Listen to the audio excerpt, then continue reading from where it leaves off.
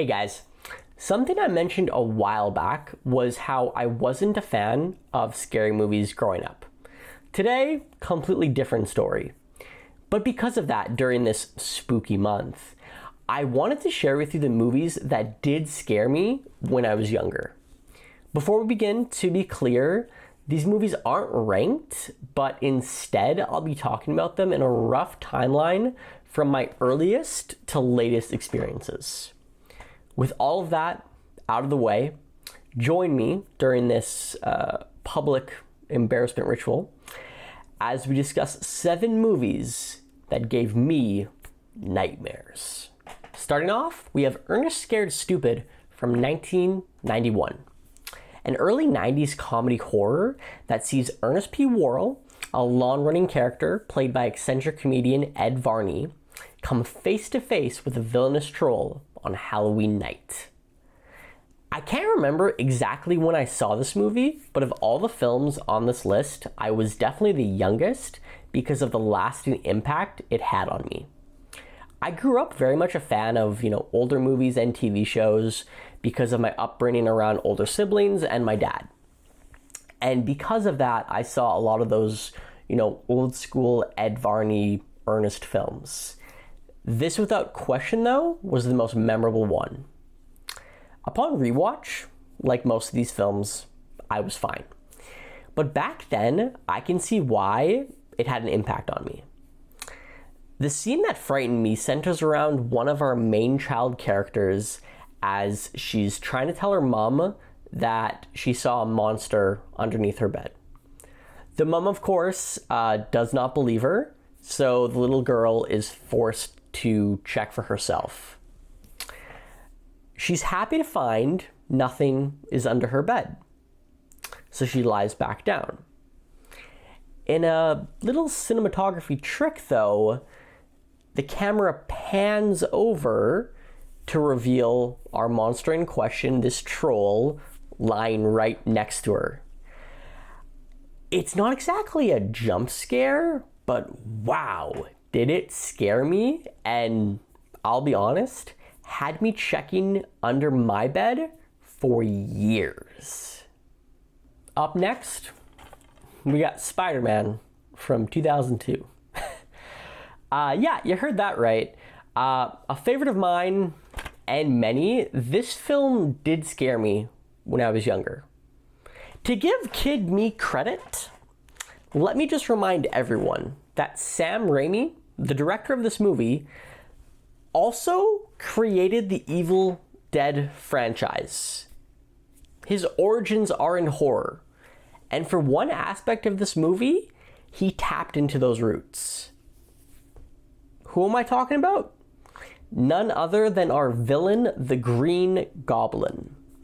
Not only are there multiple Green Goblin sequences in this film that are intense and suspenseful, Willem Dafoe's portrayal adds a lot of terror as well. I know I said Ernest Scared Stupid was probably my youngest experience, but conflicting with that is a very early memory of a nightmare I had. I couldn't have been older than 5 or 6, and in that nightmare, the Green Goblin from this movie tried to kill me. It was like a dream within a dream where I woke up frightened and making noise. My mom came to check on me and for some reason offered me candy.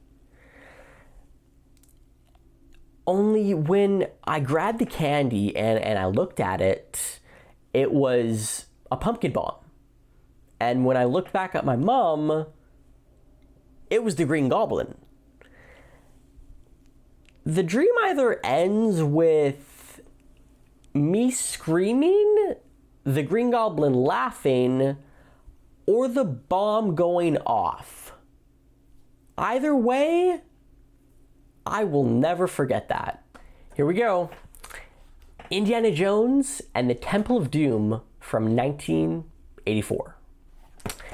Those first two were very, personal and connected to me. The rest of this list, I believe, will have a lot more nods and agreement.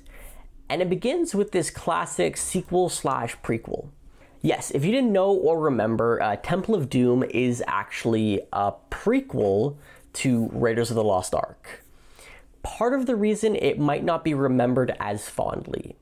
Another reason being its much more serious tone than the others. From a central story element of child slave labor and abuse, this film took a dark step away from the lighthearted and adventure-focused original. Because of that, it has never been a favorite of mine. It's grown on me over time as I've tended to focus more on the performance by Harrison Ford and the heartwarming relationship between Indy and Short Round. But with all that said, the scene that scarred me so deeply was the infamous heart tearing out scene. While still graphic, to an extent, as a kid, it seemed 1,000 times more so. I mean, I thought it was insane. This guy's heart was getting ripped out. Honestly, I probably left the room or covered my eyes whenever it was on. And in my house, Indiana Jones was on a lot. Luckily, not so much this one. Up next, we got Jurassic Park from 1993. Steven Spielberg's classic blockbuster, this film is one of the most beloved and memorable of its time. A film that I personally have a lot of stories and memories connecting it to. I'll focus today on the two aspects that absolutely terrified me as a kid. First, we have the Velociraptors. Yes, while today they've been revamped, especially in the 2015 Jurassic World, to be specially trained dino pets working alongside Chris Pratt, in that original film, the Velociraptors were nightmare fuel. From the clever girl jump scare in the jungle to that as intense as hell, almost slasher-like sequence in the kitchen as the Velociraptors are searching for the kids. Wow, was that too much for me.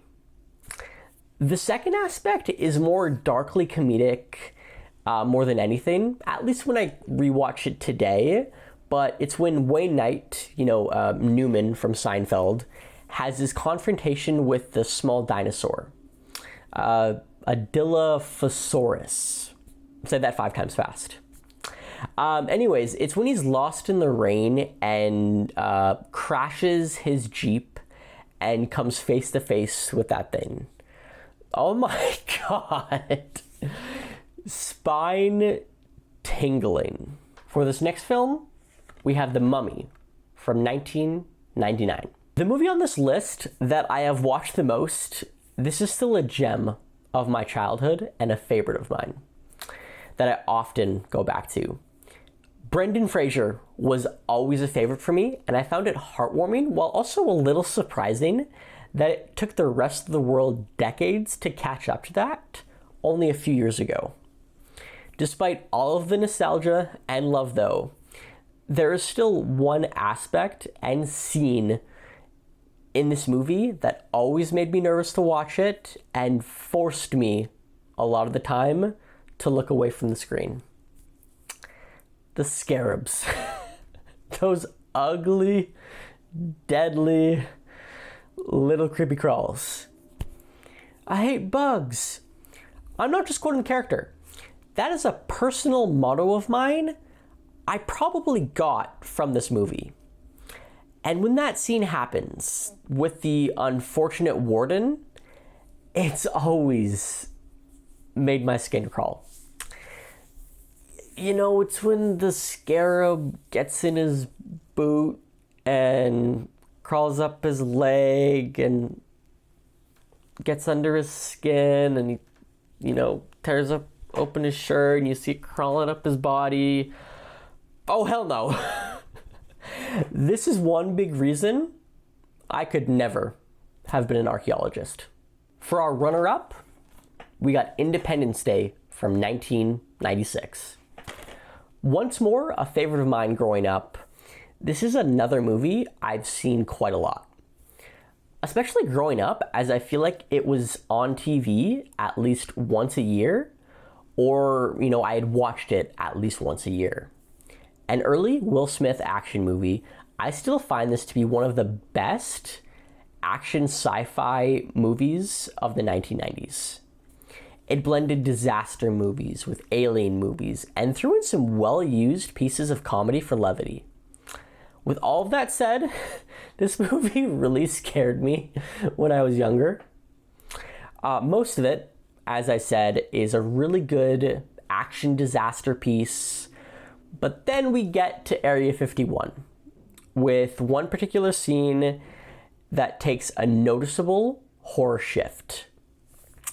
One of our aliens is captured by Will Smith, seemingly dead, and a team of doctors is tasked with performing an autopsy as a means to learn more about the enemy. Unfortunately, for our team of doctors, the alien is revealed to not be dead, and chaos ensues.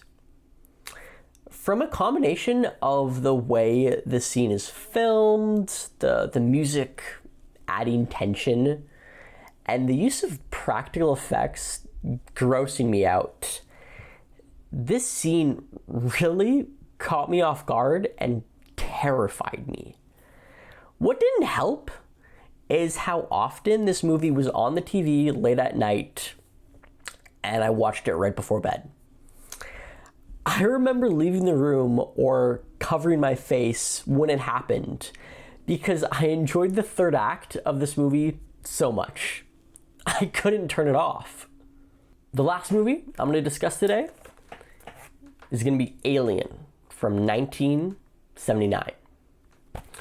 I mentioned this during an earlier video, but my introduction to the Alien movies was actually through Alien vs. Predator, and before that, the Predator movies. A very up and down series of movies, but one I'm pretty nostalgic for. When I finally got to the Alien movies, though, I discovered what incredible films I had been missing out on, and also realized why my mom was such a big fan of that franchise.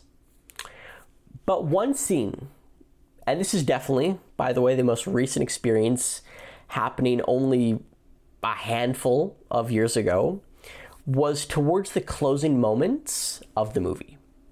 An already terrifying horror experience, a true slasher in space. I was already on edge for most of it. Then, as Ripley is making her escape, we learn that the xenomorph had followed her on board the escape shuttle. How do we learn this? Well, when that damn thing reveals itself to be hiding among the ship's wiring, blending perfectly into the background with its sleek black appearance. An actually effective jump scare, I won't lie, to yelping out loud at that one. Only after the fact did I realize the lasting impact it had on me, as I had trouble sleeping for the next couple of nights. Thank you so much for watching. And for all the ones giggling in the back, I am fully aware how wild it is that these were the movies that scared me. Like I said, I wasn't a horror movie watcher growing up, so the little glimpses of it that I got were terrifying to my young eyes.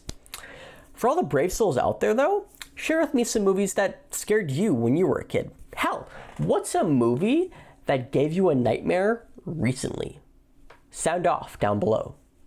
Could you please give this a like, share it with a friend to really spread my embarrassment, and subscribe for more. And until the next time, what's your favorite scary movie?